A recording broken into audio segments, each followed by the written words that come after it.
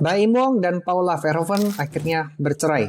Ya, ini baru banget baca beritanya, di mana pada 16 April 2025 Pengadilan Agama Jakarta Selatan mengabulkan gugatan cerai yang diajukan oleh Baim Wong terhadap Paula Verhoeven. Majelis hakim menyatakan bahwa tuduhan perselingkuhan yang diajukan oleh Baim terbukti secara sah di persidangan. Oke, katanya Paula Verhoeven ada selingkuh, ya. Dan dalam putusannya, hakim menyebut Paula sebagai istri yang nusyus, atau durhaka. Oke, gue kurang bisa nge-spellnya ya. Terus, dalam persidangan, kuasa hukum Baim Wong, Fahmi Bahmid, mengajukan 86 bukti yang menunjukkan adanya hubungan antara Paula Verhoeven dan Nico Surya, sahabat dekat Baim. Beberapa bukti yang bocor ke media termasuk rekaman CCTV yang menunjukkan Paula dan Nico berada di satu ruangan selama berjam-jam serta percakapan mesra di media sosial. Oke, langkah Paula. Ya, jadi Paula akhirnya melawan balik ya. Paula Verhoeven mendatangi kantor Komisi Yudisial untuk melaporkan dugaan pelanggaran kode etik oleh Majelis Hakim Pengadilan Agama Jakarta Selatan. Paula membantah tuduhan perselingkuhan dan menyatakan bahwa tidak ada bukti yang mendukung klaim tersebut. Hak asuh anak diasuh bersama. Ya, terus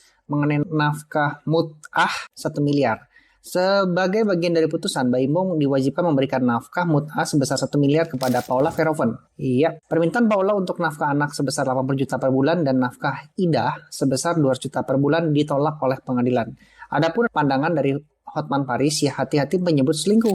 Ya, pengacara Hotman Paris Hutapea mengingatkan bahwa dalam hukum perdata tuduhan perselingkuhan harus didukung oleh bukti yang menunjukkan adanya hubungan intim antara pihak yang dituduh dan orang ketiga. Ia mempertanyakan apakah bukti yang diajukan dalam kasus ini memenuhi standar tersebut. Ya, beritanya ya yang beredar dan gue coba rangkum ya. Nah, sekarang kita masuk ke dalam ilmu komunikasi, pembahasan ilmu komunikasinya. Oke, selamat datang di belajarpublicspeaking.id bersama dengan gua Samuel. Hari ini kita akan membahas dan mempelajari elemen-elemen yang terkandung dalam kasus dari Baim Wong dan Paula Verhoeven. Pertama, kita akan membahas tentang komunikasi interpersonal ya. Kenapa pasangan bisa renggang padahal dulunya mesra? Ini juga jadi pertanyaan gua sih. Ya, makanya akhirnya gua riset. Dulu kan kayaknya pas menikah tuh gue ingat banget ya, Paula Verhoeven sempat ngobrol-ngobrol apa gitu ya. Di dalam mobil menyatakan happy banget, bahagia banget gitu ya. Plus ada doa-doanya juga. Dan ya itu situasi menyenangkan ya. Tapi kenapa bisa sekarang jadi ribut banget ya sampai ke cerai? Ya, so ada teori namanya social penetration theory dari Altman and Taylor. Dimana teori ini bilang bahwa hubungan itu kayak bawang. Makin dekat, makin kita buka lapisan terdalam.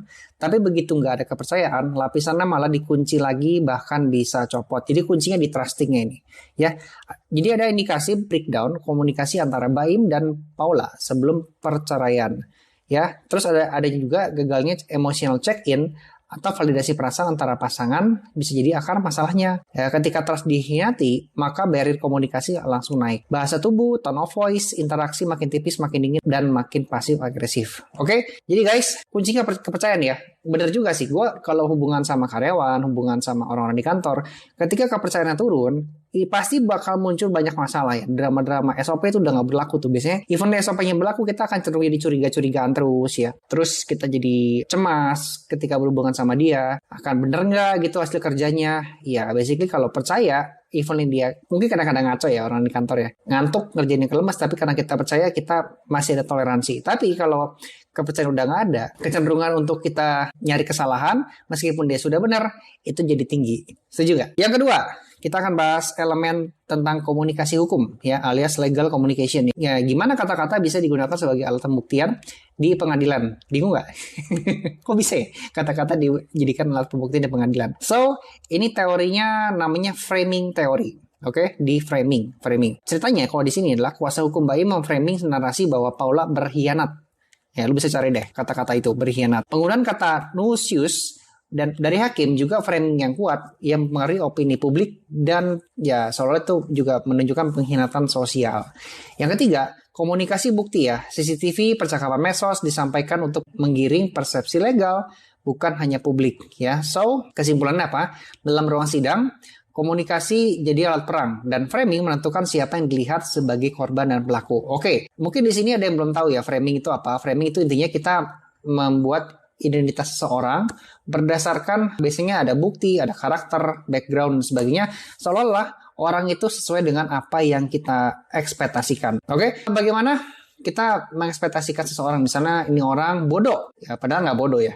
Cuma kita akan memframing dia seolah bodoh. Contohnya kita akan berikan kasus, misalnya apa ya? Dia melakukan kebodohan, makan sendok pakai tangan kiri. Tuh, makan sendoknya pakai tangan kiri. Tuh jalan aja kaki kiri yang maju duluan. Tuh pakai baju kebalik. Tuh pakai celana kebalik. Tuh kan bodoh. Nah, itu di framing namanya, ya, di framing. Kita kadang-kadang bisa membuat seseorang menjadikan pintar banget padahal bodoh, ataupun sebaliknya. Tapi ya, kalau kita menguasai ilmu framing, wah, antara bahaya sama enggak sih. Ya, tapi bisa juga dijadikan ini komunikasi seseorang dan cara pandang kita terhadap seseorang. Kalau kita pengen merubah persepsi atau mungkin kita pengen berkomunikasi atau pengen membuat seseorang kelihatan seperti apa, ya framing jadi bagus. Oke, nanti gue kayaknya akan bahas lebih detail mengenai framing ya. Kayaknya kata-kata gue mulai belibet karena terlalu banyak yang pengen dibahas. Kita langsung aja ke next yang ketiga. Elemen yang ketiga adalah komunikasi krisis dan public relation ya. Gimana selebritas mengatur image saat terkena skandal? Ya, ini ada yang namanya teori image repair theory dari William Benoit. Teori ini bicara soal 5 cara orang public figure membela diri atau memperbaiki citra saat krisis. Yang pertama adalah denial, yang kedua adalah evasion, yang ketiga adalah reduce offensiveness, yang keempat adalah corrective action, dan yang kelima adalah mortification. Ya, kalau dari kasus ini, Paula Verhoeven membantah tuduhan, menempuh jalur hukum, ya. Kemudian lapor hakim ke komisi yuridisial. Berarti kalau secara teori dari image repair theory, dia melakukan denial, corrective action, ya, itu. Apa yang dilakukan Baim Wong? Baim Wong melalui kuasa hukumnya menegaskan bukti kuat. Artinya ada yang namanya justification. Kemudian tidak terlihat main drama di medsos, strategic silence. Nah, ini penting nih ya. So, this is textbook PR battle sih. Elemen yang keempat, komunikasi gender dan patriarki. Ini bisa jadi sudut pandang dalam percakapan dan komunikasi di pengadilan ya. Bagaimana bias sosial dan bahasa hukum masih berpihak kepada laki-laki. Memang ada kecenderungan begitu ya, teman-teman ya. Jadi mute group theory dari Keris Kramarai. Ya, teori ini bilang bahwa masyarakat patriarkal, ya, perempuan lebih sering dibungkam atau tidak punya bahasa yang setara dalam membela diri. Kalau dalam kasus ini, berarti istilah nusius digunakan untuk Paula yang dalam konteks syariah punya konotasi yang berat banget. Yang kedua, belum ada istilah sebaliknya untuk suami. Kalau suami selingkuh jarang dibilang durhaka. Iya sih. Paula membela diri, tapi kesannya counter attack, bukan hak membela diri. Gitu kesannya. Ya, banyak netizen cewek ngerasa Paula dijatuhkan terlalu cepat tanpa pembelaan yang seimbang. By the way teman-teman ya, gue kan nggak tahu ya istilah-istilah kayak begini ya, nusius lah apalah. Siapa tahu memang ada istilahnya dan gue nggak ketemu aja gitu ya. Boleh ya nanti tulis di kolom komentar ya. Oke, sekarang kita masuk ke elemen yang kelima. Mengenai komunikasi massa dan viral culture. Ya, kenapa netizen cepat banget ikut ngurusin rumah tangga orang ya? Ada teorinya, namanya adalah agenda setting theory dan uses and gratification theory. Oke, di sini media memblow up isu ini karena tahu audiens butuh entertainment plus pelampiasan emosi. Ya, jadi kenapa yang begini tuh bisa cepat viral ya. Termasuk gue ya teman-teman ya. Gue kenapa bahas ini ya, even dia berusaha tidak menambah-nambahkan juga dan beropini pribadi, tapi berusaha juga nggak fitnah gue juga. Ya. Cuman kenapa gue bahas topik ini ya teman-teman ya, karena salah satunya ya menambah jam tayang sih di YouTube. Karena kan topik kayak begini kan dicari orang ya perselingkuhan guys, dari dulu gosip itu disukai orang ya udah jadi gue ikutan bahas. Nah, tapi kalau di sisi lain juga ada yang tipikal netizen ikut nimbrung karena merasa punya hak untuk komentar seolah-olah mereka bagian dari kisah itu. Ya, itu. Yang berikutnya adalah konten viral bikin batas antara personal life dan public spectacle makin tipis. Kehidupan jadi panggung, privasi udah bukan milik pribadi tapi milik netizen. Ya, welcome to the world. Elemen yang keenam, komunikasi persuasif ya, ethos, pathos, and logos. Ini ada banget di public speaking ya, di mana otoritas, opini, background, dan perkataan seseorang yang kelihatannya bisa dipercaya ini bisa menjadi opini yang patut diperhatikan. Di sini kan ada Hotman Paris ya. Gimana pengacara menyusun narasi biar hakim dan publik percaya? Ini disebutnya adalah model Aristotelian retorik. Ethos, kredibilitas pengacara dan tokoh. Hotman Paris ikut nimbrung. patos, emosi, pengkhianatan, anak-anak jadi korban. Logos, bukti 86 item, ya logika data. Jadi kasus ini kaya banget buat latihan membaca strategi persuasi di ruang sidang, media, dan hati netizen. Kalau ada isu viral ya, gue sering banget ya memperhatikan. Basically bukan karena ikut buat jadi bahan gibah sih atau bahan gosip, tapi gue seneng banget memperhatikan perilaku orang, ya cara mereka berkomunikasi, cara mereka berdebat, cara mereka memberikan opini, dan logika apa yang diberikan untuk membenarkan diri dia. Gue nggak tahu ya, gue merasa ya dalam sebuah kejadian, musibah, itu benar salah tuh sangat-sangat ambigu ya. Tapi kalau kita bisa menguasai ilmu komunikasi, logika, mungkin aturan-aturan yang ada di dunia ini, kecenderungan kita salah bisa jadi benar, begitupun sebaliknya. Ya, makanya that's really good ya untuk diperhatikan dan mencari celah. Dan paling teka-tekinya itu paling seru itu adalah kalau kita bisa melihat sesuatu yang orang banyak katakan salah, tapi kita bisa menemukan celah benarnya di mana, itu kadang-kadang bisa jadi benar gitu. Makanya gue seneng juga sih nonton film pengacara di Korea, film dokter-dokteran, karena dapat debatan yang seolah sudah nggak ada harapan, sudah hampir menuju kekalahan, tapi ternyata di akhir-akhir bisa dibalik statementnya dengan logika yang nggak kepikir sama sekali ya. Itulah the reach of communication skill. Makanya gue bikin ini ya, channel ini ya, gitu.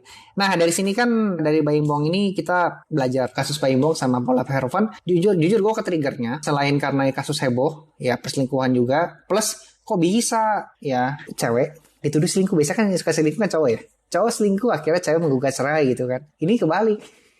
Yang naik adalah ceweknya selingkuh, akhirnya cowoknya menggugat cerai. Gue gak tahu ya apakah si Baim Bongnya menggugat apa enggak ya. Gue gak nemuin bukti itu ya, statement itu. Tapi ya kayaknya digugat kali ya kan, soalnya kan udah masuk pengadilan dong. Kan ada proses penggugatan dong sebelum pengadilan, bener ya. Jadi digugat, menang lagi kan, menang pula. Wah, ini kok bisa ya. Ini jarang-jarang nih. Gitu. So, itu aja. Gue nggak tahu hari ini bahasa apa sebenarnya ya. Cuman hopefully you enjoy dari materi ini dan lu mendapatkan sesuatu. Jadi channel ini membahas tentang komunikasi ya, presentasi, public speaking, kemudian networking, how to build relationship. Kemudian juga gue ada bahas how to selling, negotiation, dan kalau lu suka tentang seputar ilmu komunikasi yang tadi gue breakdown ya, gue ada bahas itu semua. Ada juga bahas karir ya, dan profesional gimana cara menjilat itu kan ya. Gue nggak akan bahas terlalu teknis ya, tapi gue bahas ya strategi-strategi dan kejadian-kejadian yang relate di kehidupan kita, yang mana ini ada hubungannya sama ilmu komunikasi dan akhirnya mempengaruhi lu punya karir ya. Jadi kalau lu suka, langsung aja subscribe channel ini dan klik tombol loncengnya supaya nggak ketinggalan info ketika gue upload video yang baru. Nah, buat yang kalian lagi cari ilmu komunikasi tapi pengen lebih advance, lebih mendalam, dan pengen belajar everything ya, yang lebih terkurikulum, lebih rapi, gue juga punya e-course-nya di bawah sini, di bagian deskripsi.